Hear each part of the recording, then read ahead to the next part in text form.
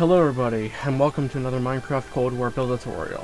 And today's tutorial is going to be a bit different compared to our more recent tutorials, or rather, every tutorial up until this one.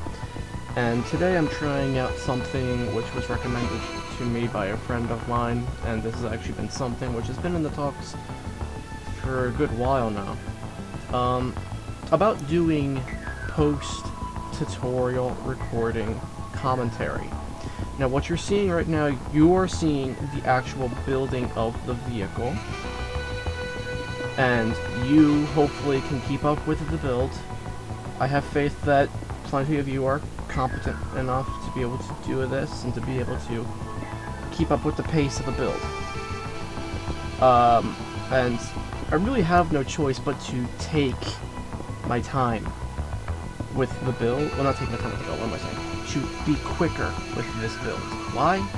Because the Challenger 1, today's tutorial, is very intricate, very detailed, and a big build. It's not easy to record these kinds of builds for me, and here's why. Anything beyond the size of a light tank, or maybe sometimes a medium tank, anything beyond those, you know, the builds that start to get rather large tend to take longer anyway. That's just how it is. But why is that more significant to me than not? Is because in my household, I don't get times to easily record. I don't get I don't get much downtime or quiet time to record these things. Now this build I actually recorded, well, at the time that I'm actually doing the audio voiceover for this, I actually recorded this last night. And right now it is 5:31 in the afternoon. Much better than, you know, my typical 2 a.m., 3 a.m. recording schedules. You guys, anyone who's stuck around long enough to see what happens when I do tutorials at that time of night, you know exactly what happens. I tend to mumble a lot. I tend to lose my train of thought. I sound very unintelligible. But if I'm doing this in the afternoon, I don't need to worry too much. And look, like, yeah, if you need to, you can always pause the video, pause the tutorial, and carry on building what you have to build in order to keep up. It's not hard. All you have to do is pause the video, build as you see me building, and we go from here. And I can spend more time talking calmly, because you hear how I'm talking now. Compare what I'm sounding like right now to if you were listening to any of my other videos. I sound much more calm, collected, and I'm actually enjoying what I'm doing here. Because now I'm just sitting here sort of laying back in my chair a little bit, and I'm just going to talk with you guys, mainly, about the Challenger while we're building the tank. I already did all the hard work of building, and instead of having to go, put this block here, put this block here, we're going to take this block, put this block here, instead of doing all of that, I can do this and be able to talk to you. Instead of, you know, feeling like I have to divide myself in two ways, and this is the conversation I had with my friend. Instead of having to divide myself in two different directions, because when I have to divide myself between commentary and building the vehicle, both on the spot, when I have to divide myself, one or the other tends to lose quality. I tend to build more sloppy, make more mistakes, or when I'm talking, I tend to make more mistakes. Anyone who's hung out with me in person, or even spoken to me even over my Discord through text chat, and done this, knows that whenever I want to talk about a certain vehicle, a series of vehicles, or anything related to tanks, I'm all in. When it comes to those topics, I'm all in. I'm well invested. I'm, you know, it's my passion. Tanks are my passion, and though I've never, I've never served in one, I've hardly been near many of them in real life. Like, I have seen an M60, I've seen a Sturmgeschütz, I've seen a Sherman. I haven't been near very many, but I have seen some tanks. And my love seems to stem more from the love that I have built for these things over my time of playing games like World of Tanks, Armored Warfare, War Thunder, and even like just more third-party games, especially on mobile, when I have, just that desire to play a tank game. Like, there was this game, I don't even know if it still is like really around anymore. Pretty sure it is. But last time I played it, it hadn't received an update in like a fair few years, like a substantial update. The game's name is Tanktastic. Yeah, tell me that sounds very good. It's not a very great name, but I love the game. It was a mobile game, and I played it a lot. And the way that Tanktastic worked, it had nations in the game. It went by nations. The nations didn't really, like, there was no set length of tech trees for vehicles, so like how World of Tanks holds themselves to the standard of having to get to tier 10. If they have to add a line, if they're going to add a line, it has to make it to tier 10. They seem to hold themselves to that standard. War Thunder just sort of doesn't have a set standard. War Thunder just throw things around, and, not always does it work because of the concept of BR compression, which, if you've played War Thunder and you've paid attention, then you know what BR compression is. If you haven't, well, I'm not going to sit here explaining it to you. Maybe I'll do War Thunder content, and, it's something I genuinely want to do, so maybe I'll end up doing that. And then you have Armored Warfare, which actually has tech trees, but they don't go by nations, they go more so by, relation of technology to each other, or whatever. Like, they have the Abrams series in there, and that goes in a line. They have it with the Leopard, they have it with the Chieftains into the Challenger 1, and then into the Challenger 2, and so on and so forth. And they do it for the Soviets as well, and it's just, they do keep consistency in, tank families, kind of, but they don't have actual nations. Well, Tanktastic was different, because Tanktastic actually, they had nations in there, but they didn't have set lengths. Instead, they were just, the devs just sort of did it as, okay, we're going to add these tanks in here. We may not be able to make a whole line out of it, but we're going to add them anyway. And that's how they seemed to do things. They had the Soviets, they had the Chinese, Japanese, French, Swedish, Israel. They even had minor they had less expected nations. Like, they had lesser expected nations in there, in the form of premium vehicles as well. Like, they had North Korea, they had Iran, they had India in the form of the Arjun, which I kind of want to remake my Arjun. How many of you actually remember my Arjun tutorial? That was actually not a bad quality build back during that time.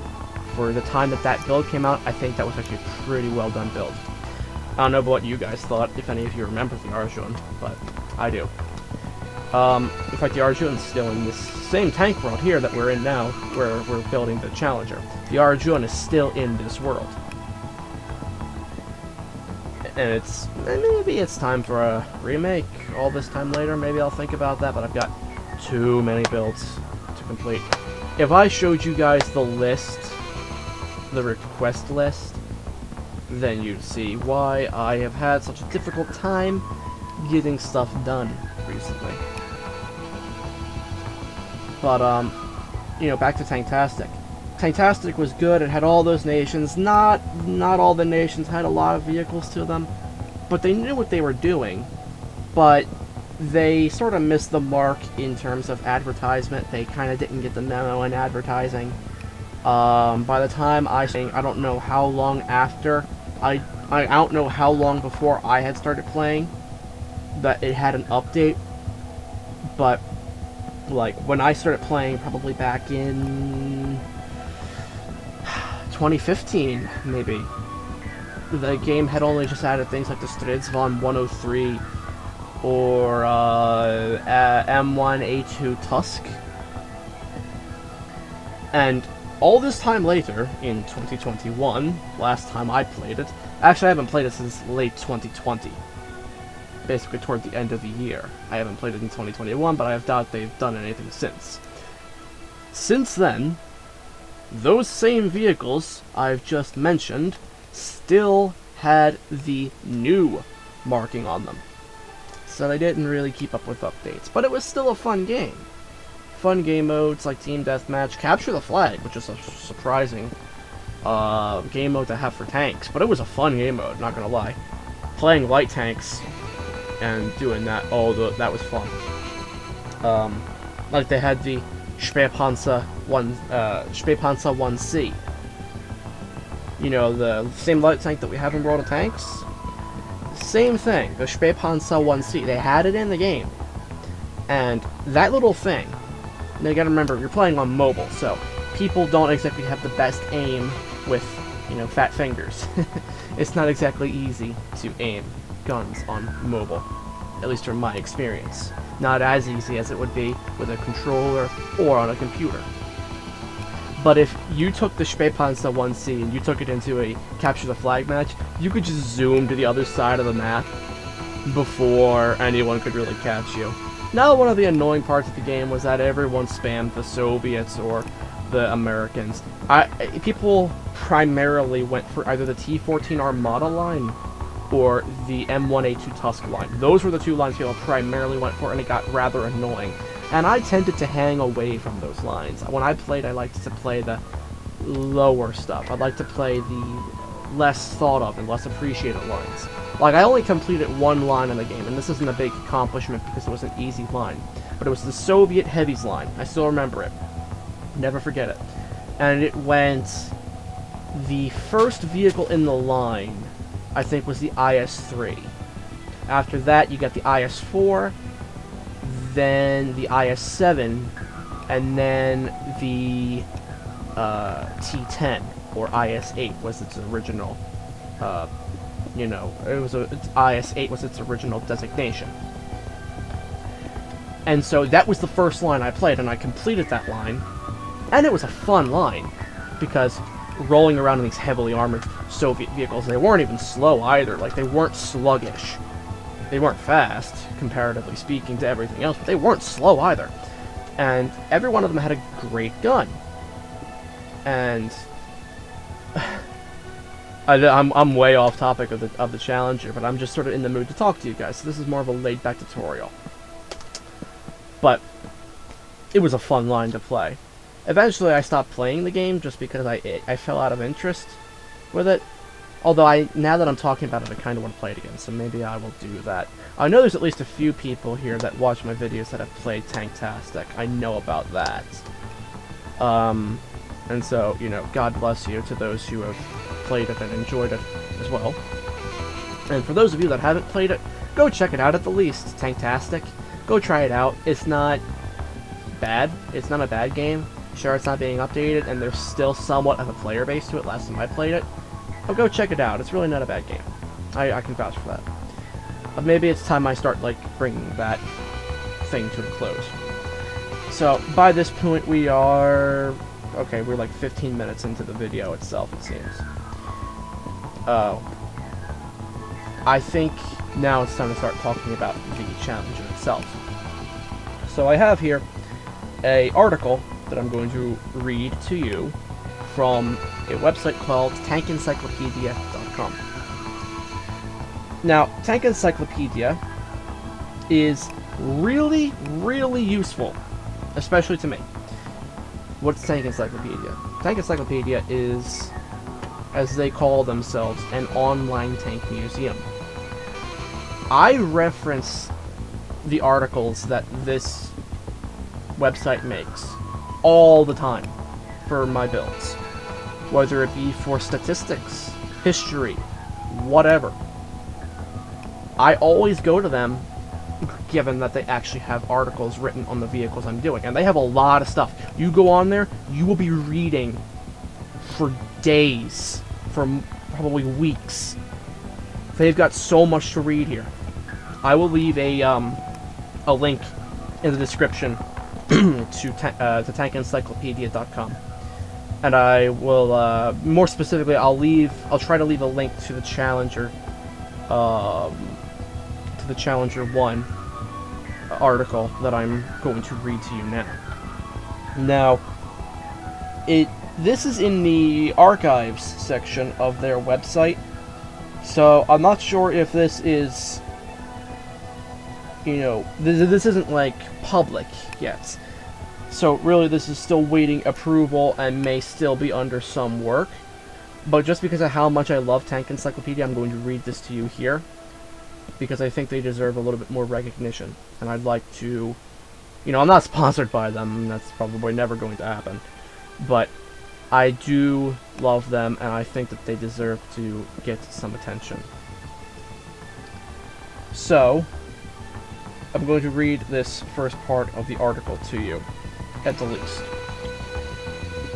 And also, they have a Instagram page, at the least.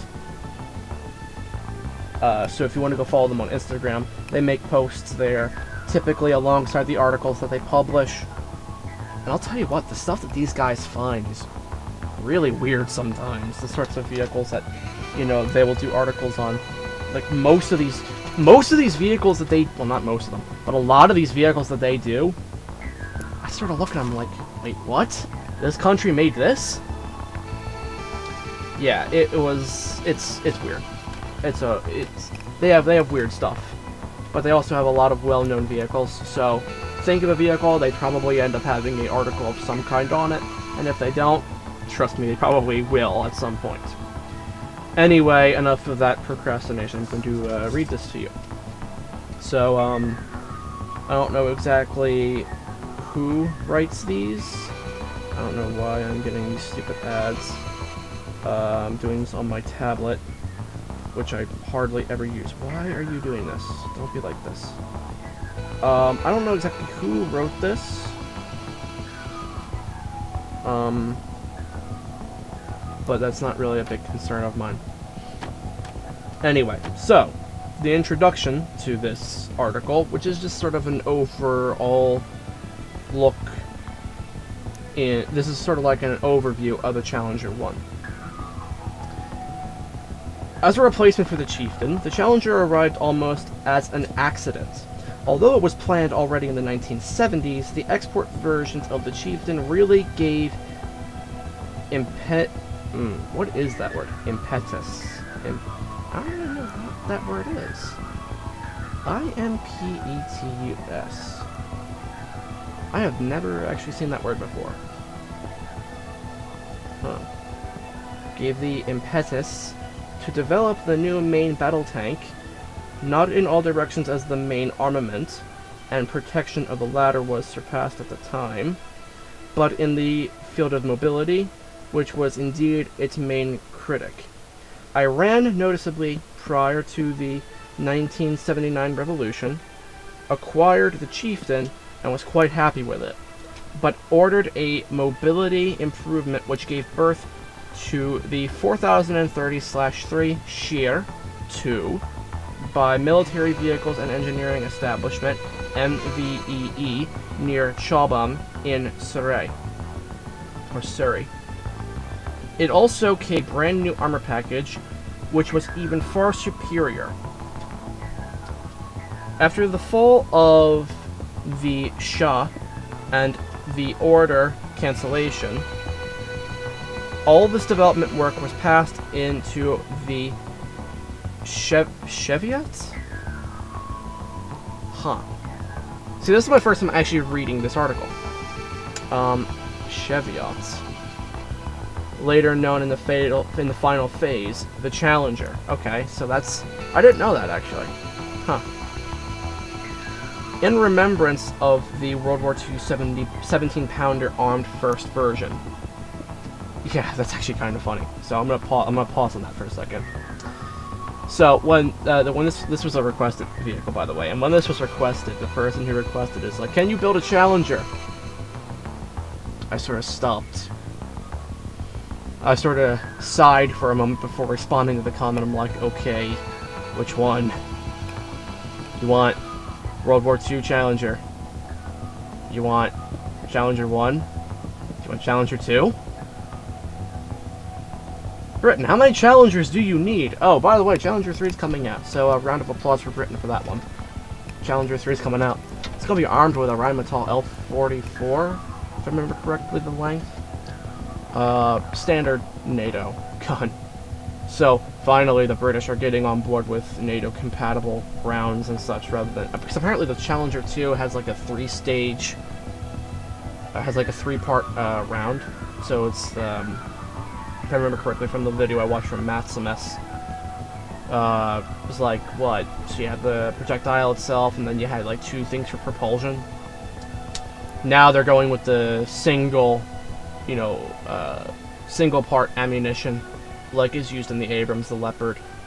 So now they're going with a standard kind of round, which I think is going to be really good, especially when it comes to loading the gun, because I can't imagine that having a three-part ammunition for that kind of gun. I can't imagine that it's that easy to load that quickly. But I could be wrong. I'm not an expert on the I'm not an expert on the Challenger. But I think that's going to be cool. So, anyway, back to this, though. The Challenger was replaced in 1990 by the all-improved Challenger 2, and both tanks were largely battle-tested in Iraq and Afghanistan. So, I'm not going to read past that point. That's pretty much the end of the introduction to the article. I would rather prefer that you guys go and take a look at the article yourselves and read it. Because I think that this website, I think Tank Encyclopedia and the guys that work there, I think they deserve all the attention that they can get. And I think they deserve all the recognition they can get. Because without their hard work, a lot of my knowledge of certain kinds of vehicles wouldn't be as well versed as it is.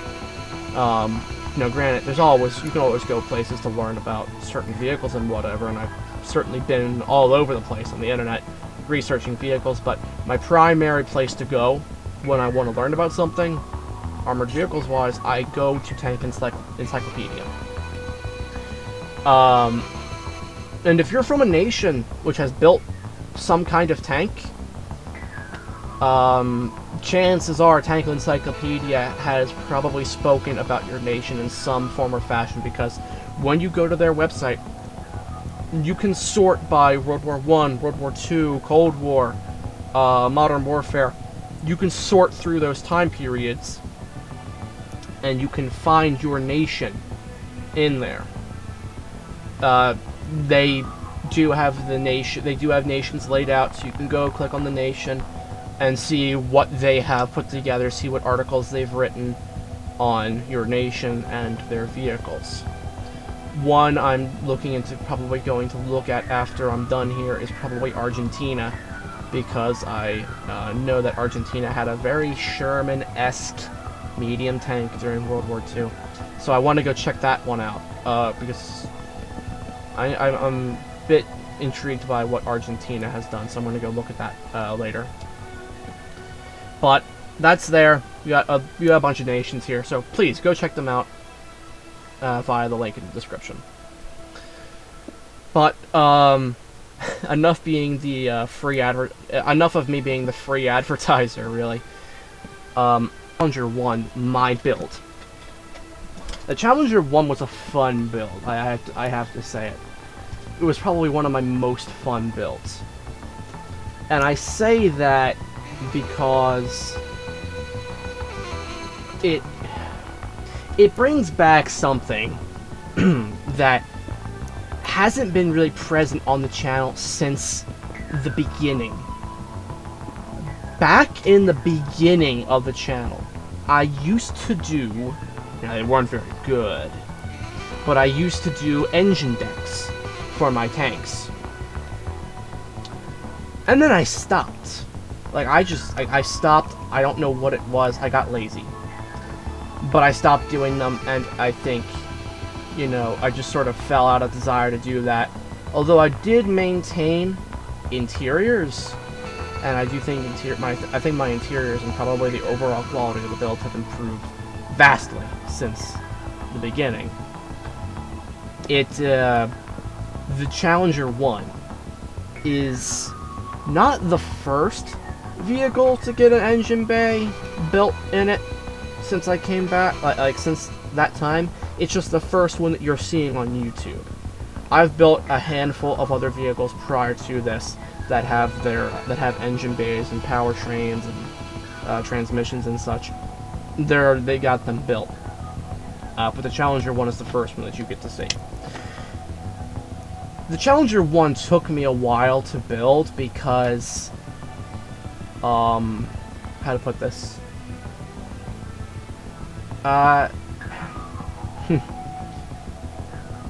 It's hard to put it. It's just, the Challenger 1 has a lot of weird shapes, mainly on the turret, which made building it highly difficult. And though it took time, I think the end product really impresses me. And so I love my Challenger 1 very much. I also, at the same time as building the Challenger 1, once I was done with that, I decided to use a little bit of World Edit, copy and paste the whole build again, rip the turret off, and build a Challenger 2 out of it, modifying the hull slightly, building a whole new turret, which I didn't realize that... this caught me off guard, kind of. That I didn't realize that the Challenger 1 is taller than the Challenger 2. Substantially. Like, well, maybe not too substantially, but when you're doing it in 2-to-1 scale build in Minecraft, and you're doing the multiplication with the measurements, you really do realize that, okay, this is bigger. And so, when the Challenger 2 does eventually come out on the channel, it's going to be pretty similar in terms of the hull build and everything to the Challenger 1. It's going to be pretty similar. But the turret's going to be completely different, and using a rather different method of angles and slopes. And you'll see what I mean by that come the time that the Challenger 2 gets released. Or if any of the other vehicles that I have built recently that utilize this same method come out before it, then you'll see it on one of those. But the Challenger 1, this was requested by someone who was rather persistent about, you know, making sure that I built it. And, why do I not remember his name? He wanted me to give him a shout out. But I don't actually remember his name now. I am sad. I will go and check. I'm gonna check my YouTube studio real quick on my phone, just so that I can try to remember his name. Or no, it's going to make me have to download YouTube Studio. Okay, can we like do this some other way, please? I don't want to have to go through that. But let's see. No, it's not gonna work. My channel. Manage videos, maybe? You know what? This is not going to work. Maybe it will.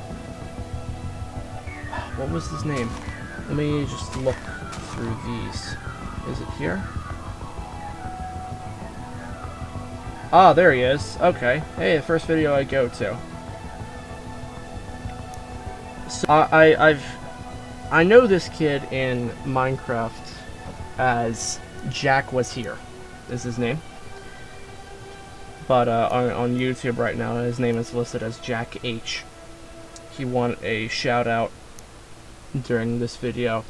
So Jack, you were very persistent about making sure that you got a shout out, and you asked multiple times. So guess what? If you've made it this far into the video, don't say that I didn't give you a shout out. And if you say that I didn't give you a shout out, I will know that you didn't make it this far into the video, and I'll be highly disappointed with you. And I will find you, and I will make sure that you watch this video 3 times over. But anyway, enough with my petty threats. what else is there really for me to say? I'm trying to think of what else I can really talk about here. Challenger 1 is just sort of one of those vehicles where it's kind of on par with, you know, the M1, maybe the M1A1, and then the Leopard 2A4, like, it's of that age group, really. And the Challenger series has just evolved very slowly compared to things like the Abrams and the Leopard. Now, I'm not, like, saying this in an insulting kind of way, it's just kind of sad how slow that the Challenger tanks have evolved alongside its peers, really. Although I am happy, as well as are many other people, I'm happy to see that the Challenger is now, you know, more getting its feet into the sand now these days. Like, it's finally getting its feet into the sand. It's now going to start running with a Rheinmetall 120mm,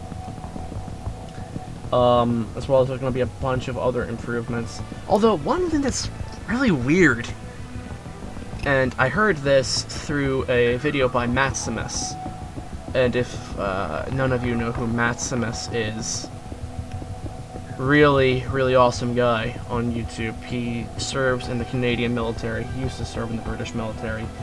If I remember correctly, he served on a Warrior IFV at one point. But these days he makes a lot of videos about different armored fighting vehicles, different tanks, and so on and so forth.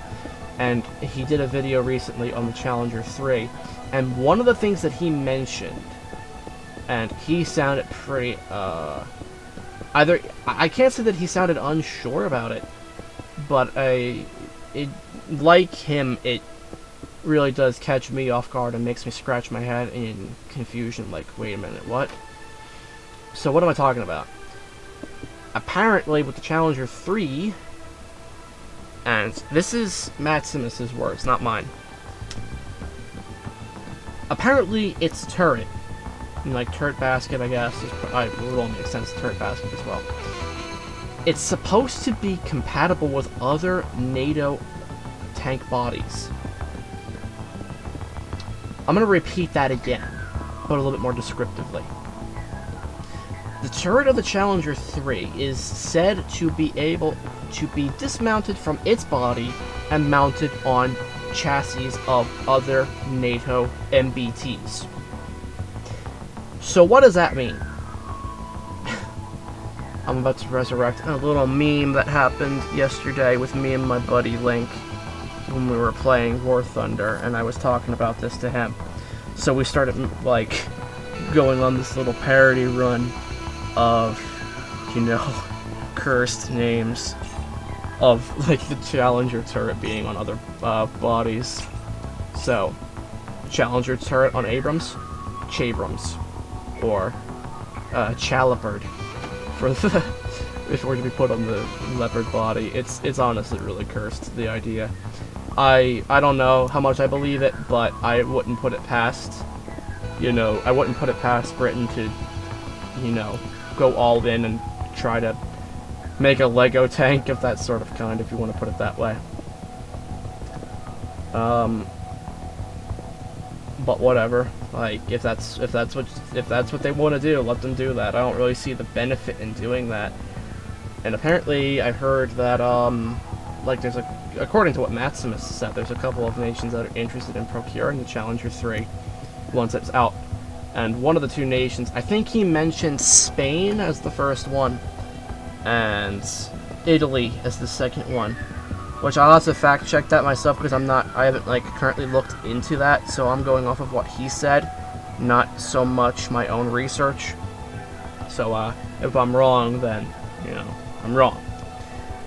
Although I would be mildly disappointed to see the Italians abandon the Ariete in favor of the Challenger 3.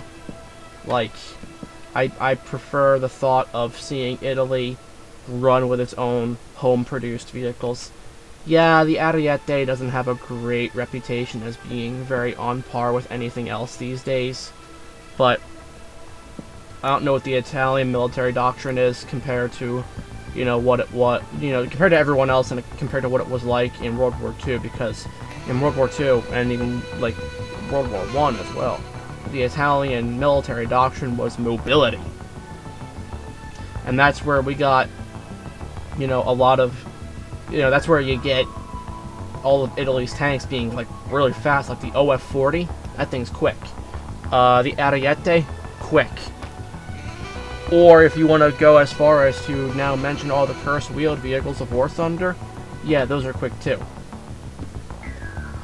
But, Italy's military doctrine tends to lay more in the lines of mobility anyway.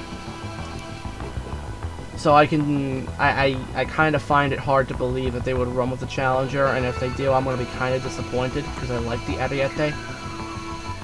But, you know, if you can't make one yourself to keep up with the rapid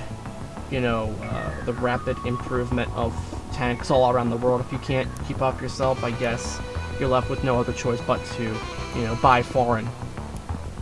So whatever has to be done. Whatever happens, happens. But, the Challenger 1 here, I hope that you all actually enjoy this build, and I hope that I haven't lost you guys in my talking. And, yeah, again, this is not our normal tutorial style. This is me doing post-build commentary, and I rather enjoy it, too, because one of my biggest issues, and this is probably why I'm going to standardize post-recording commentary, unless you guys have a really good argument as to why I shouldn't.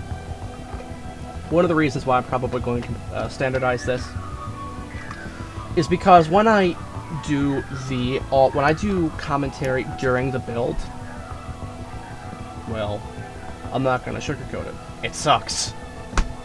I can't do commentary during the build because I'm dividing myself in two directions here.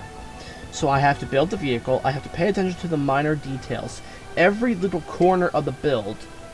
Like, I don't know what Garrett and JW do. I'm only referencing those two because those are the only two I truly have, like, acknowledged in the past. Like, I know that there's others, but I don't really mention other names. But I'm gonna mention JW and Garrett because those were the, you know, in my experience, those were kind of the OGs of this field. I don't know what they do. I think JW does, like, I think he does commentary during build recording, which again is not bad, but for me it doesn't work. So if it works for him, if he's able to juggle both, then, you know, let him do him. But at the same time, you know, he and Garrett neither of them do interior builds like I do. And so what you're seeing right here, you know, me doing the interior, you see how, like, how sort of trapped I am trying to nail all these little details? Yeah, neither Garrett nor JW do this. JW used to do interiors, and I kind of think he should go back to doing them because, you know, why not? Like, JW, if you haven't watched this video, consider it, man. I think it'd be something fun, like, just to see what you can do. Your builds are pretty nice. I think maybe if you threw in an interior with them, you know, I think you may appeal to a fair few people with that. Then again, your call. Doing interiors is very time-consuming and requires a lot of research to do it accurately, which is why I do them. I like the research, and I like spending much time with as I make them. So, you know, it's not for everyone. Not everyone has the patience, and some people just don't have the time. But I do, so I do it.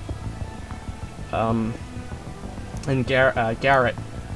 I don't know what Garrett does. I haven't really watched many of Garrett's videos these days. I've checked out some of what his builds look like, but I haven't really watched his videos long enough to know whether or not he does in-build commentary or post-build commentary. I don't know what he does. But I'm doing this because it's easier for me. I can spend more time talking and making this more personal, being able to talk with you guys. And, you know, if you watch any of my videos where I'm doing the commentary during the build, I'm doing it before, I'm doing it all before the build actually starts. So I'm standing there or rather hovering there, looking at the vehicle the whole time, yapping, running my mouth, talking about whatever I want to talk about, and trying to cram it all in right there, right then and there. And then what happens? People click off because there's too much talking. Or I go onto this long spiel about things that may even be unrelated. And so it gets messy. And then when I try to keep that same commentary going during the build, I can't, because now I'm multitasking, and it's difficult. So that's why I'm doing it this way now, at least for this one go, but I'm probably going to do... again, I'm probably going to standardize this, because I think I can make more enjoyable content by doing it this way. So let me know what you think of this style. This is a long tutorial to begin with. I had to do a lot of cutting. Like, the actual gross length of the video was like 50 minutes long. So I had to cut this down. I managed to get the video length itself of like the build and everything. I managed to knock that down to like 43 minutes. Which I did all of that just before I started doing this audio recording.